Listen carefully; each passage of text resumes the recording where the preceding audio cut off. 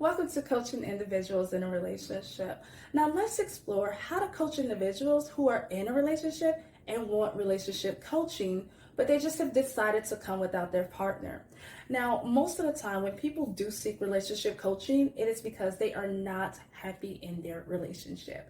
There are situations that are not going well, are just not going according to the plan, and the person is feeling either frustrated, they may be hurt, they're unhappy, and so they're just seeking support to just help with those feelings and those emotions that they're experiencing. Now, there are just many reasons why a couple decides not to do this as a couple, and it may be that their partner is not willing to work on it, or that it just hasn't yet reached the point where they feel they need to seek relationship counseling or even relationship coaching. And prior to moving on to the next level of working on it as a couple, they may just want to address their own issues. Now, in this lesson, we're going to look at some of the main reasons why people are unhappy in their relationships, and then we will discuss how we can help them find solutions so that they can move forward. Now, my first observation is that most people come to a coaching session saying things are not going as they should in the relationship. They may say we are not at a stage of where our relationship should be by now. We should be married. We should have a family. We should have kids. Guys, the list just goes on. Now, these are just a few of the common complaints that you may hear from clients. And as this is an extremely interesting concept, I just always begin by challenging the notion of the should, just by asking them a typical NLP question, which is, are you supposed to do that, but according to whom? Meaning, who's going to decide which criteria that should be followed? Now, my reason for asking this question is because I have noticed that a lot of my clients have these ideas in their heads about a relationship and how a relationship should be and how it should be handled and how their partner should behave. Now, this is a very common feature for most of our clients until they do start to do some of the work and until they start to explore. Now, by default, I would just say that we have a preconceived idea in our head that was probably implanted from childhood and fairy tales and all of those stories that we learned and we discovered when we were children. Now, it could have just come from outside influences like maybe the media or even the television that put ideas in our head about what a relationship should be like.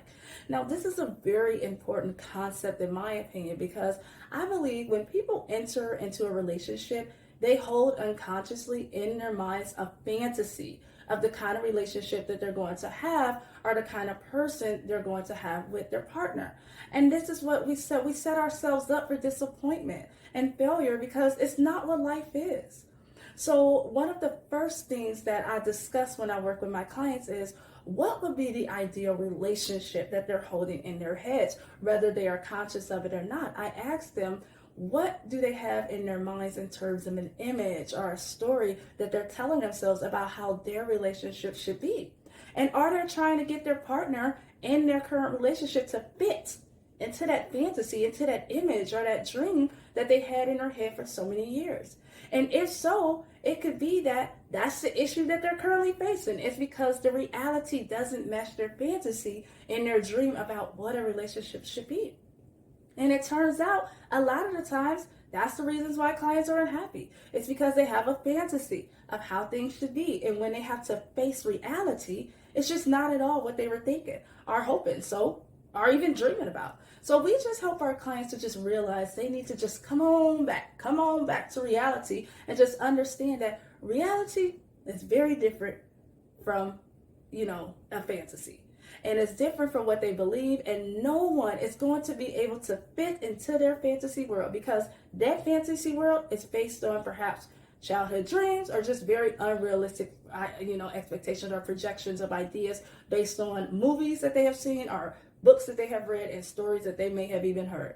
And life is just unfortunately not going to go according to those stories. So we just help our clients to recognize this and to deal with those emotions that they feel as a result, because if they have been holding an idea or a fantasy in their head of how relationships should be, and they ended up facing disappointment in their current relationship because it just doesn't turn out as they fantasize it, then they have to accept that their fantasy is only a fantasy, and this might bring up a lot of emotions such as sadness and grief and anger and frustration, disappointment, self-doubt. They may even start second-guessing themselves, and they're going to become hard on themselves. So once they realize that they held a fantasy in their head, now as a coach, It is just your role to help them identify how they feel about this, explore with them how they can process these emotions, and just simply help them talk about these emotions as they come up so that they are able to deal with those difficult emotions as they arise.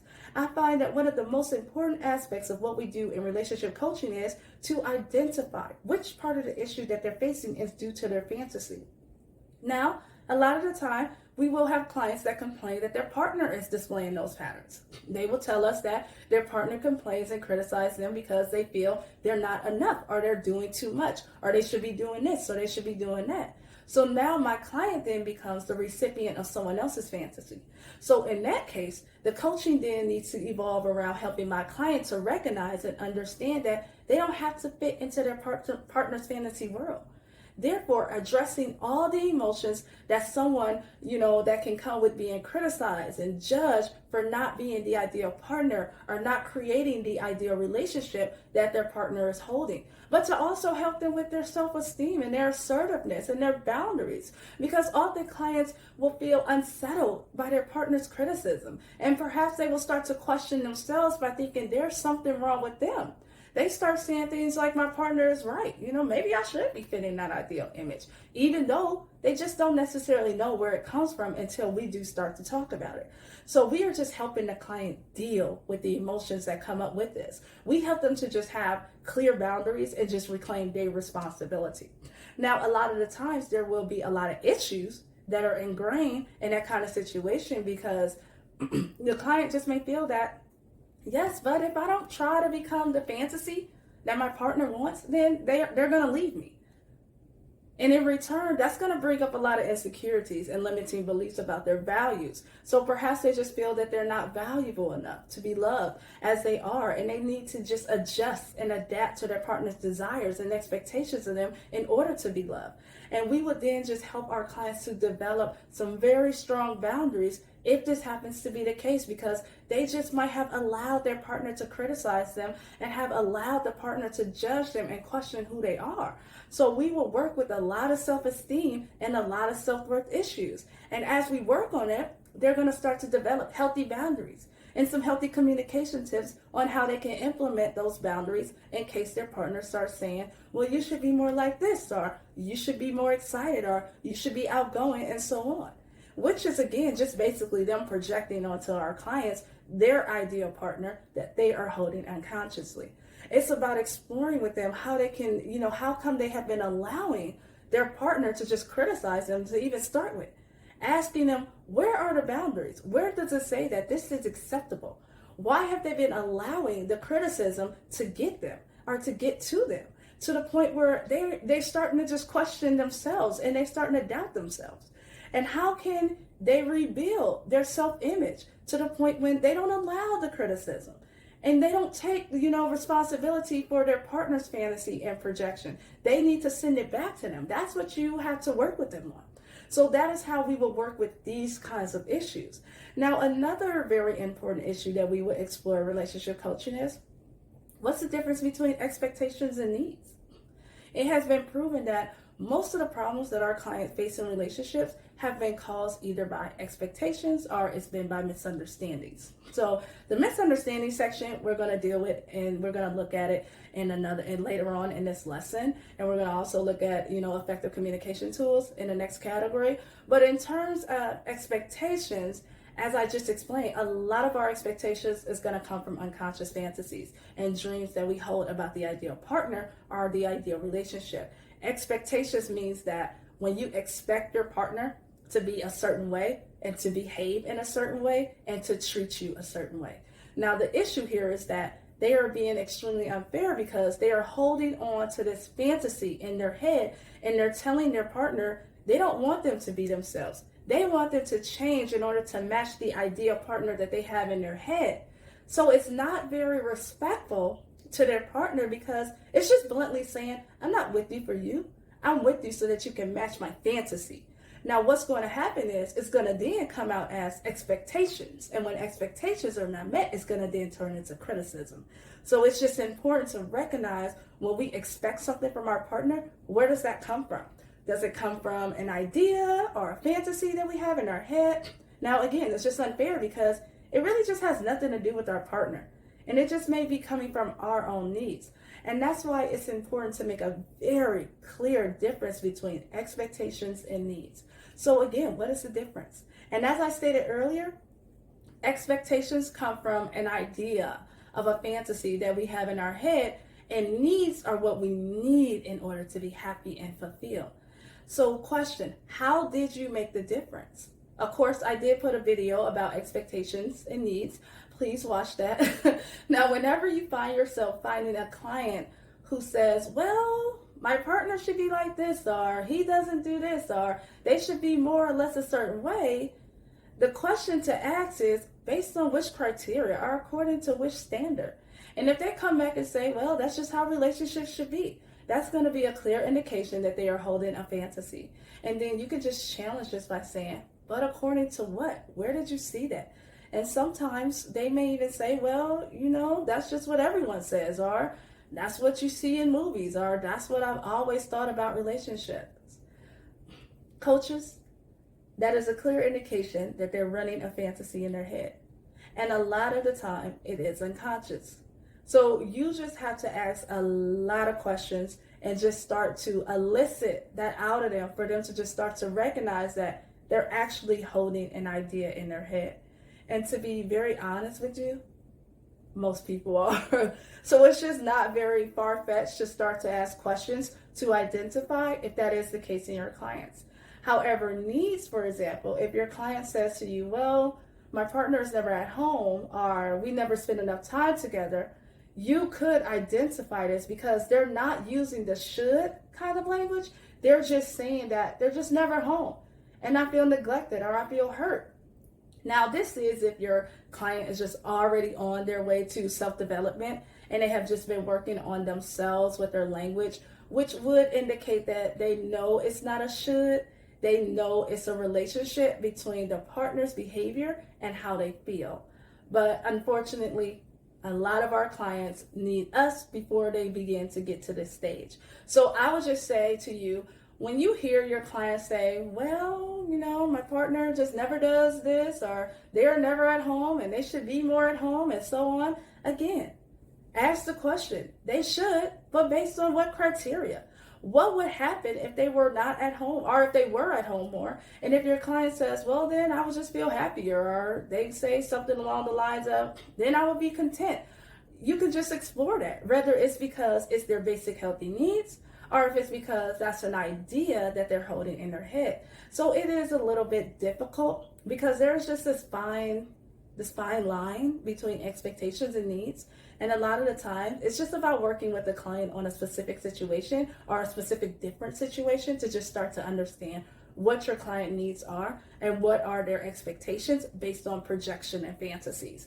So coaches, I just really can't give you a more clearer guidance as to this is expectations and this is needs more than I have already done, because it's actually just a very subtle kind of work that you need to do with your clients. It is inquiry work, which means you need to just ask a lot of questions and know that there is a difference between the two. Mm-hmm. And I would say your role as a coach is just to make sure you identify which one is which.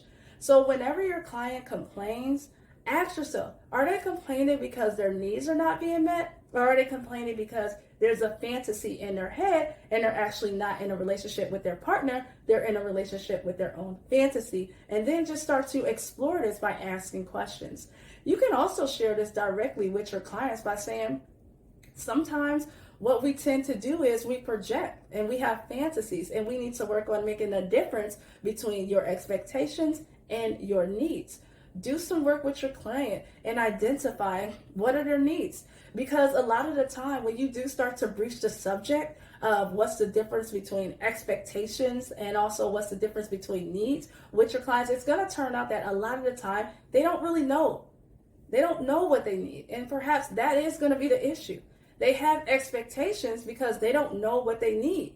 So then your sessions can then start to be tailored around starting to explore what is their needs in all the different categories that's highlighted in the Maslow's pyramid, which I have included a copy of the pyramid in your workbook. And when your client has a much better sense of what they need, it might just be easier to differentiate between their needs and their expectations. So let's just take a look at some more common issues that individuals may bring in a coaching session about their existing relationships and how we are able to work with them.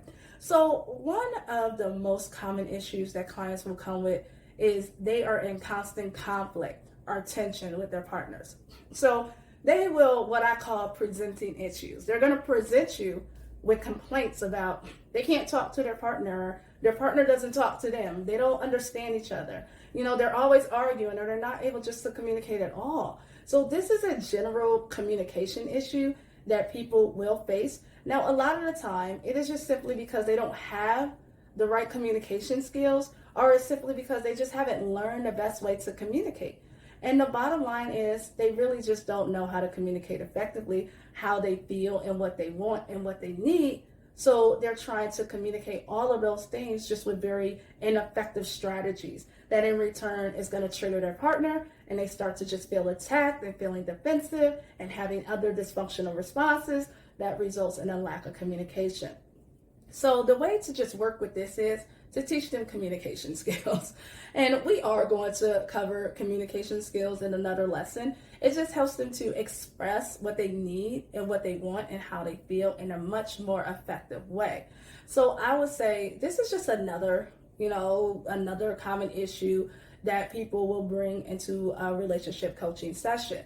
Now, another main or most common issue is people feel that they just have different needs and different wants than their partner. So this could be around anything. It could be around sexual intimacy. They just don't have the same needs or the same kind of frequency desires. Perhaps they don't have the same needs around space, or even around how much space they need apart, or even how much space they may need together. It could just be around how to raise the children. It could be around how to run the household. The bottom line is you just have two individuals who are unique and just have a different set of needs. And they're just trying to work together. And if they don't have the right communication skills, it just turns into what? A battlefield. It's going to turn into a battlefield. So in that case, it's just identifying what are the issues. What are your clients' issues? So identifying what they need and what they want and how they feel, that's going to be the first aid. And then how do they communicate this effectively with their partner? Now, a lot of the time, you help to coach your clients by dealing with how they feel about having different needs and having different wants and desires, because it tends to bring a lot of self-esteem issues. And this can bring on a power struggle with one partner being more dominating than the other, and then they're imposing on their partner their lifestyle, their choices and their needs. And then a partner that is being more passive starts to feel very frustrated because they're not being heard and they're not being acknowledged and their needs are not going to be met, obviously. So you just need to explore the emotions that is felt around not having those needs met, around the lack of communication, as well as identifying how they, can come back to a more equal kind of relationship. So it's just about exploring if there's any unbalance in their dynamic. It's about exploring if one partner is more dominating than the other, and if they're imposing their point of view on their partner.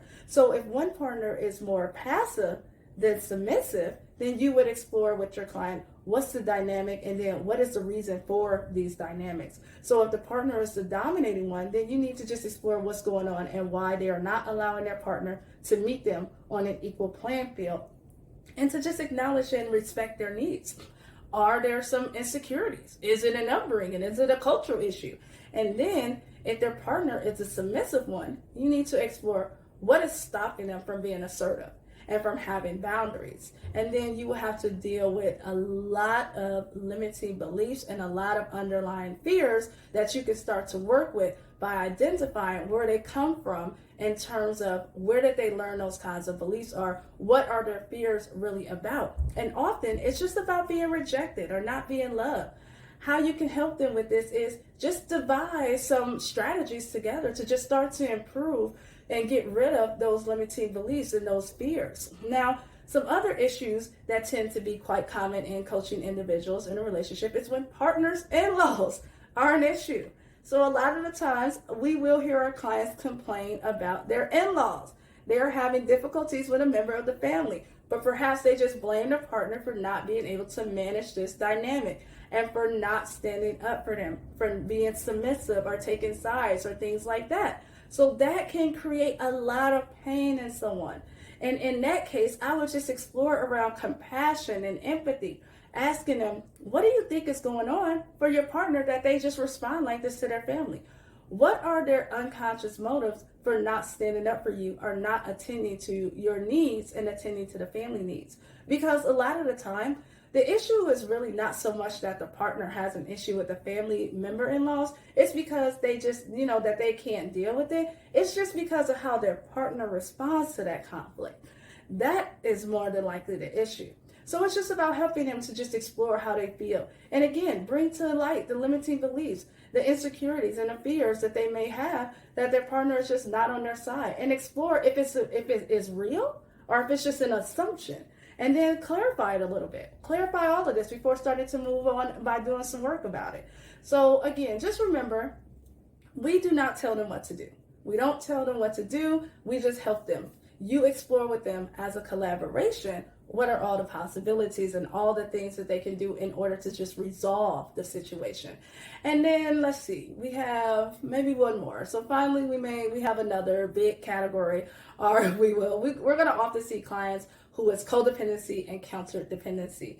Guys, we have a whole lesson later on where I cover in depth what this means. But let me just quickly define it. Codependency is people who are dependent on their partner and tend to be people pleasers. So they are deeply scared of abandonment and rejection. So what they do is they mold themselves onto how they think their partner wants them to be in order to not be rejected and to be loved. So that's codependency really in a nutshell. Now, counterdependency is people who are scared of commitment and intimacy, so they build these walls. And they really just struggle to get close and intimate with people, whether it's emotionally or even physically. So a lot of the issues that people are going to bring into my session is because it's either them or their partner that actually displays codependency or counterdependency traits. So there will be one partner who is just always neglecting their own needs, and they're always dismissing what they want and what they feel to please their partner, or they put their partner first. But of course, this is not what we would call an equal dynamic. So they feel depleted because they just keep giving and they keep giving and they're never receiving, even though they're just not aware of the pattern. Most of the time, that's where, those issues are going to come from.